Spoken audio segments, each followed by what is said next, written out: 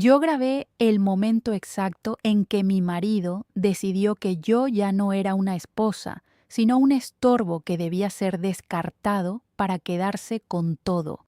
Mi nombre es Mariana y pasé 28 años corrigiendo errores con mi bolígrafo rojo en las aulas. Soy una mujer de palabras precisas, silencios observadores y una organización que muchos confunden con frialdad. Elvesio, mi marido, es un contador que pasó 31 años calculando activos y pasivos, mientras yo cuidaba nuestra historia. Ribeirão Preto era un horno aquel septiembre. El calor seco invadía la casa y pesaba sobre los hombros como una advertencia. Yo estaba en el piso de arriba, en mi biblioteca, lidiando con un diagnóstico de olvido leve que me obligó a ser extremadamente metódica. Para no perder los detalles del día, empecé a usar una aplicación de grabación en el celular. Fue entonces cuando escuché su voz subir desde abajo. El sonido ascendía nítido por el ducto de ventilación, un error de diseño de nuestra casa. Elvesio hablaba por teléfono con la naturalidad de quien cierra un contrato cualquiera. Mañana la interno y me quedo con todo, afirmó sin dudar. El mundo no se derrumbó, ganó foco, sentí un malestar helado, una claridad absoluta. Él creía que yo era débil, estaba convencido de que era predecible. Presioné el botón rojo del grabador en silencio. Mientras él planeaba mi ruina allá abajo, yo documentaba su final aquí arriba. Mis manos no temblaron. Estaba lista para corregir el mayor error de mi vida. Veía a Elvesio moverse por la cocina con una delicadeza que me revolvía el estómago. Empezó a tratarme como un jarrón de cristal a punto de romperse. Esa semana el calor de Ribeirão Preto era insoportable y su sudor parecía el veneno que guardaba en el pecho. Yo observaba cada movimiento. Comenzó a registrar mis olvidos como quien prepara un expediente de incompetencia. Escondía mis anteojos de lectura dentro de la nevera y luego fingía ayudarme a encontrarlos con un suspiro de lástima. Veía el brillo de triunfo en sus ojos cuando yo fingía confusión. Él no sabía que yo sabía. Anotaba todo mentalmente. Cada pequeño sabotaje era un párrafo que revisaría después con mi bolígrafo rojo invisible. Empezó a administrar mi cuenta bancaria con una eficiencia depredadora. Mariana, olvidaste pagar la luz otra vez, decía con esa voz mansa de contador. Yo sabía que la cuenta estaba pagada. Tenía el comprobante digital en el celular, justo al lado de las grabaciones de sus conversaciones. Usaba mi dinero para comprarse regalos a sí mismo y decía que eran inversiones para nuestro futuro. Veía llegar las facturas, artículos caros que yo nunca usé. Creía que yo no percibía las entrelíneas de nuestra propia vida.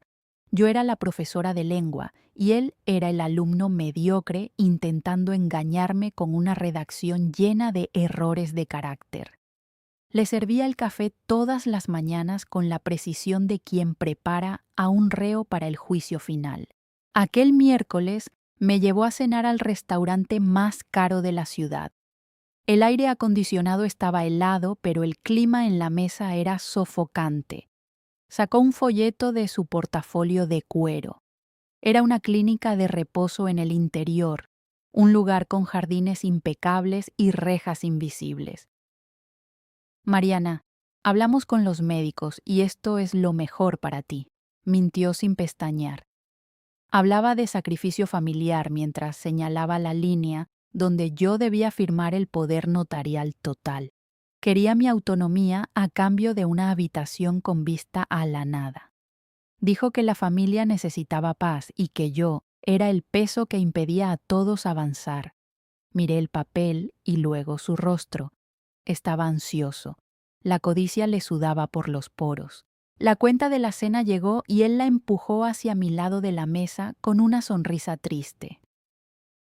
«Paga tú hoy, querida, para que recordemos los buenos tiempos en que tú te ocupabas de todo, dijo. Pagué el banquete de mi verdugo con la calma de quien sabe que ese era el último centavo que él vería de mi herencia. Firmé el recibo del restaurante, pero dejé el folleto de la clínica intacto. Vi el odio brillar detrás de la máscara de marido solícito. Creía que había ganado. Y es aquí donde necesito que te suscribas al canal, porque lo que hice a continuación fue legalmente impecable y moralmente devastador. Dime en los comentarios desde dónde me estás escuchando. Necesito saber que no estoy sola en esta historia. El ruido del motor del auto de Elvesio desapareció en la esquina y el silencio finalmente se instaló. La casa parecía respirar aliviada, sin el peso de su presencia sofocante. Me quedé sentada en la cabecera de la mesa del comedor, mirando ese folleto de la clínica. El papel satinado brillaba bajo la luz de la sala como una promesa de paz que en realidad era una sentencia de prisión. Olvidó el portafolio de cuero abierto sobre el aparador, un error amateur para un contador tan meticuloso. Estaba tan seguro de mi confusión mental que bajó la guardia. Recordé el martes pasado. Estaba en el pasillo y lo escuché reír por teléfono con su hermano. Ella ya ni sabe qué día es hoy, dijo entre carcajadas. Voy a meter a la vieja en un lugar bonito y disfrutar lo que queda de su aliento en dinero contante y sonante. Esa frase resonó en mi mente como un error gramatical gritante. Yo no era una vieja. Era la mujer que sostuvo sus sueños durante 3 décadas. El desprecio en su voz fue el punto final que necesitaba. Ser buena siempre fue el permiso que les di para pisotearme. Abrí su portafolio con calma. Allí estaba el poder notarial total que quería que firmara a la mañana siguiente. Leí cada línea con la atención de quien revisa una tesis doctoral. Lo quería todo: inmuebles, inversiones, mi voz y mi destino. Tomé mi bolígrafo de tinta negra, no el rojo de corregir alumnos, sino el negro de firmar sentencias. Pero no firmé su papel. Tomé el sobre marrón que la doctora Celeste, mi abogada, me había entregado a escondidas en la panadería 2 días antes. Firmé la solicitud de separación de cuerpos y la revocación de cualquier acceso de él a mis cuentas. Envié las fotos de los documentos firmados al correo de Celeste desde el celular. El sonido de enviado fue el clic de unas esposas cerrándose en su muñeca. Luego adjunté el archivo de audio de aquella tarde, aquel en que él detallaba cómo pensaba drogarme para llevarme a la clínica. Volví a hacer clic en enviar. Mis manos estaban frías como el mármol de la encimera, pero mi corazón estaba en llamas. Crucé la línea. Ya no había vuelta atrás al papel de esposa dedicada y sumisa. El silencio de la casa vacía ya no me asustaba, me pertenecía. Miré el reloj en la pared. Eran las 10 de la noche. Elvesio volvería pronto creyendo que encontraría a una mujer quebrada y lista para rendirse. Solo encontraría el rastro de su propia codicia convertido en prueba judicial. Apagué la luz de la sala y subí a mi biblioteca. Su partida de ajedrez había terminado, pero mi primer movimiento acababa de hacerse. Desperté con el sol de Ribeirão Preto golpeándome en el rostro y una claridad que no sentía en años. El peso de la incertidumbre se había evaporado. En su lugar quedó una frialdad calculada que me asustaba y me reconfortaba al mismo tiempo. No había ni una pizca de culpa en mi pecho, solo el alivio cortante de quien finalmente dejó de intentar salvar lo que ya estaba muerto. El diagnóstico de olvido que él intentaba usar como arma era ahora mi mejor disfraz. Yo era un fantasma en mi propia casa, y los fantasmas no sienten remordimiento. Bajé las escaleras con la lentitud de quien aún finge buscar el camino. Elvesio estaba en la cocina, rodeado del olor a café y su aura de dueño del mundo. Me miró con esa lástima fingida que solía herirme, pero que ahora solo me daba náuseas.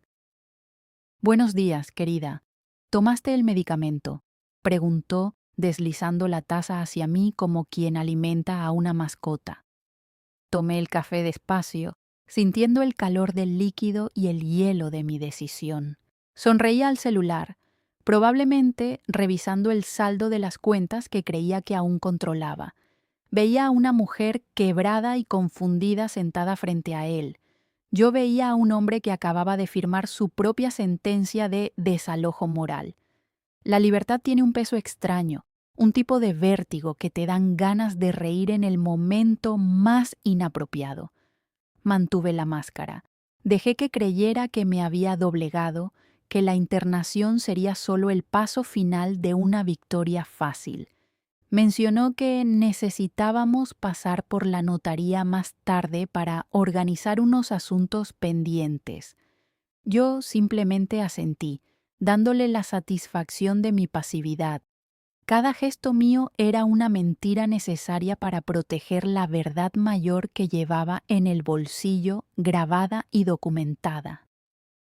Creía que yo era el borrador de una vida que estaba listo para borrar. No tenía idea de que yo ya era la versión editada, revisada y lista para el punto final. La rutina de los días siguientes fue un ejercicio agotador de teatro. Circulaba por la casa como si estuviera en un escenario de cartón, observando a Helvecio hacer planes grandiosos con lo que ya no le pertenecía. Hablaba por teléfono sobre reformas, sobre la venta de terrenos que eran herencia de mi padre, sobre una vida de lujo que pretendía construir sobre mis escombros. Evitaba el contacto visual prolongado. Tenía miedo de que el brillo de mi triunfo saltara de mis pupilas y arruinara el espectáculo antes de tiempo. Era fascinante observar la arrogancia de quien se siente intocable. Empezó a actuar como si yo ya no estuviera, hablando de mí en tercera persona mientras yo tomaba sopa en la mesa del comedor. «Hoy está mucho más tranquila», le decía a su hermano, como si yo fuera un objeto de decoración que finalmente había dejado de hacer ruido. Yo me tragaba la sopa y el odio, convirtiendo todo en paciencia. El peor error de un contador es subestimar el valor del silencio de una profesora de lengua. El momento más difícil fue durante un almuerzo el sábado. El calor de septiembre estaba en su punto más alto y la tensión en la sala era casi sólida. Helvecio abrió una botella de vino caro, una que yo había guardado para una ocasión especial, y le sirvió una copa a su hermano. Miró el jardín, la piscina que planeaba reformar con mi dinero, y soltó una carcajada seca. «Por fin voy a tener la vida que me merezco», dijo, brindando con la nada.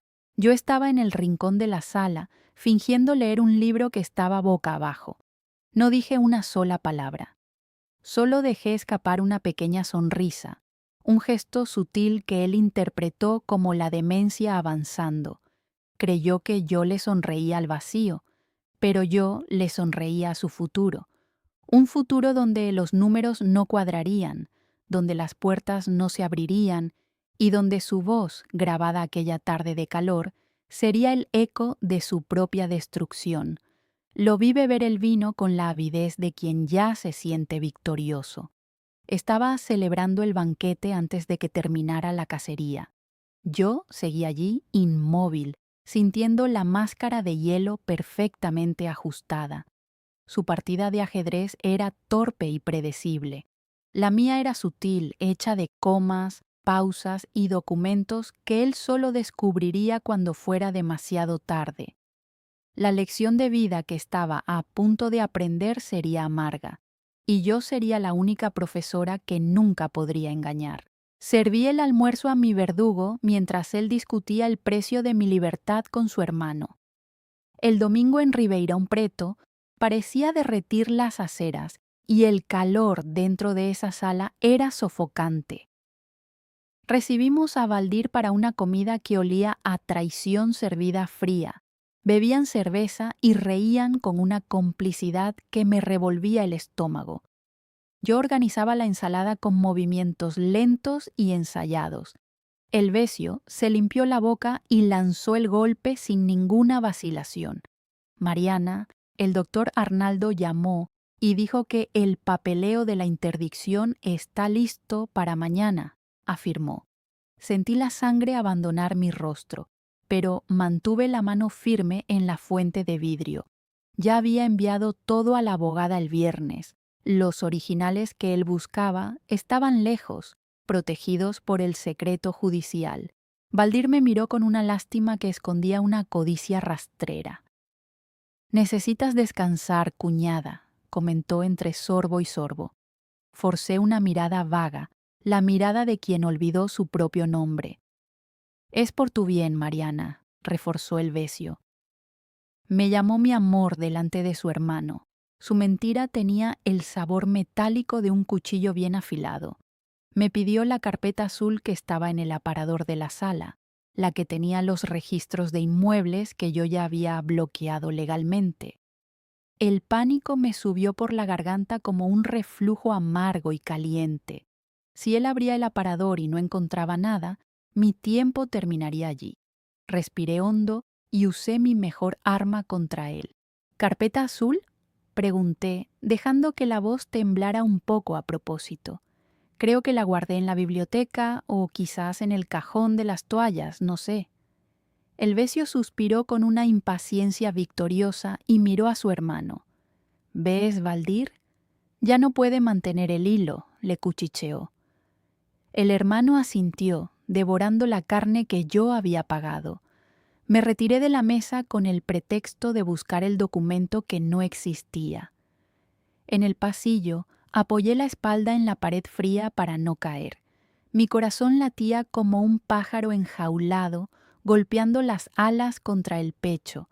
Estaba viviendo un guión peligroso y cada palabra era una mina. La sensación de ver al depredador caer en la trampa era embriagadora. Yo era el laberinto. Subí a la biblioteca y cerré la puerta con el mayor cuidado posible. El sobre de mi abogada estaba abierto sobre la mesa de madera. Dejaba a la vista la petición de separación de cuerpos de manera evidente. Era la prueba física de mi rebelión silenciosa y necesaria. Escuché los pasos pesados de El Elvesio subiendo la escalera de madera. Venía a controlar mis movimientos.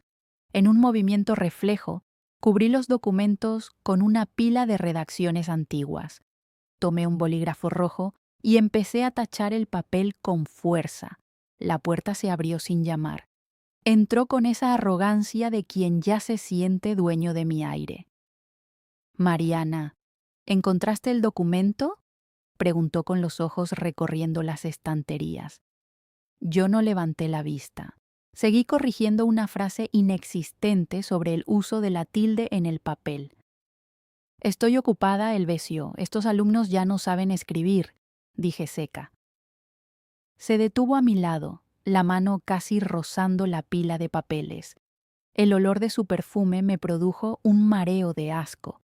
Extendió el brazo y su manga rozó la petición escondida. El tiempo se detuvo por un segundo infinito y mortal en esa sala caliente. Si él tiraba de ese papel, mi plan se desmoronaría como un castillo de naipes. Giré el rostro y clavé mis ojos en los suyos con intensidad. «Me estás interrumpiendo», dije con mi voz de autoridad. Retrocedió, sorprendido por el tono que yo no usaba. Se rió, una risa baja y desdeñosa que resonó por las estanterías de libros. «Está bien, profesora, sigue con tus correcciones inútiles», se burló con desprecio. Salió dando un portazo, convencido de que yo estaba perdiendo la cordura. Solté el aire que ni sabía que estaba reteniendo en los pulmones. Mis manos finalmente temblaron de verdad. Estaba caminando por un campo minado bajo el sol del mediodía. Cada paso me acercaba a la libertad o a un abismo sin fondo. Ver su convicción de que yo era inofensiva era mi placer. Él no sabía que yo estaba corrigiendo su vida ahora, y su error no tendría derecho a ninguna prueba de recuperación. El lunes amaneció con el vaho caliente de Ribeirão Preto invadiendo el cuarto. Elvesio estaba en el estudio desde temprano y escuché el sonido del teclado siendo golpeado con furia. Intentaba acceder a la cuenta conjunta para transferir el primer lote de nuestro patrimonio. El silencio de la casa fue roto por un grito ahogado suyo allá abajo. Subió las escaleras de dos en dos con el rostro transformado. Mariana, ¿por qué cambiaron la contraseña de la cuenta conjunta? Estaba rojo y el sudor le corría por las sienes. Yo seguí doblando mis sábanas con una calma que lo enloquecía. ¿Contraseña? Pregunté con voz etérea y mirada perdida. Apenas recuerdo dónde dejé mis anteojos, Elvesio. ¿Cómo voy a saber de contraseñas? Resopló y arrojó el celular sobre el edredón. El banco dijo que hubo una revocación presencial de todos los poderes. Me miró con una duda repentina y cruel que me heló la sangre. ¿Saliste de la casa a escondidas o hablaste con alguien en el portón? Mi corazón se disparó, pero sonreí con la dulzura de una niña. Solo con el señor que vende miel, respondí. Dio un puñetazo en el marco de la puerta y bajó gritando por teléfono. Su pánico era mi combustible secreto. Valdir llegó 10 minutos después con cara de quien acababa de perderse un entierro. Se encerraron en la cocina y escuché los susurros urgentes por el ducto. El comprador del terreno de la finca acababa de llamarlos furioso. El registro del inmueble estaba bloqueado por una medida cautelar judicial de urgencia. Volvieron a la sala y me rodearon en el sofá con una agresividad nueva. «Mariana, deja de fingir ahora», gritó Valdir perdiendo la compostura. Me apuntaba con el dedo a la cara con un odio que ya no podía esconder. «¿Quién es esa abogada llamada Celeste que firmó el bloqueo de tus participaciones?». No respondí y simplemente miré el reloj de pared de la sala. Eran exactamente las 10 de la mañana del lunes. El intercomunicador sonó y el ruido cortó el aire pesado como una navaja afilada. Elvesio fue a atender con la esperanza desesperada de que fuera algún técnico del banco. Vi cómo el color desaparecía completamente de su rostro en el reflejo del espejo del pasillo. Un hombre de traje gris sostenía un sobre marrón oficial en el portón de nuestra casa. Era el oficial de justicia con la orden de alejamiento inmediato de Elvesio del hogar. Intentó cerrar la puerta, pero el oficial ya había puesto el pie en el umbral con autoridad. El documento fue abierto y el extracto de nuestra cuenta conjunta apareció grapado en la primera hoja. Saldo cero. Todo el dinero estaba bajo custodia judicial por sospecha de fraude patrimonial. El castillo de arena de mi marido acababa de ser arrasado por la marea de mi paciencia. Estoy encerrada en mi biblioteca ahora y el aire parece haberse acabado. Escucho los gritos de Elvesio subiendo por el ducto de ventilación como truenos. Está golpeando la mesa de la sala con un odio visceral. El oficial de justicia todavía está abajo esperando su desalojo. Valdir está vociferando en el pasillo que soy una víbora traidora. Mis manos tiemblan mientras aprieto el celular contra el pecho. Las notificaciones no paran de llegar con amenazas y desesperación. Dice que va a derribar esa puerta en cualquier momento. Jura que voy a pagar por cada centavo que bloqueé. El calor de Ribeirão Preto es insoportable aquí dentro de este cuarto. Siento el sudor corriéndome por la espalda, pero mi corazón está helado. Hice lo que era necesario para no ser enterrada viva allí. Corregí su destino con la tinta de mi propia sangre, pero ahora siento un vacío que me aterra profundamente hoy. Te pregunto con toda la sinceridad, ¿fui demasiado lejos? ¿Debería haber tenido piedad del hombre con quien dormí durante 30 años? ¿O su codicia justificaba esta destrucción total y absoluta? Díganme en los comentarios qué harían si estuvieran aquí. Él está subiendo el primer peldaño de la escalera de madera ahora. El sonido de su bota resuena como una sentencia de muerte. Se detuvo frente a mi puerta y el silencio es mortal. El picaporte comenzó a girar despacio y con una fuerza brutal. ¿Qué hago si consigue entrar a este cuarto ahora? ¿Llamo a la policía otra vez o enfrento al monstruo que yo misma creé? Por favor, ayúdenme a decidir porque perdí mi norte.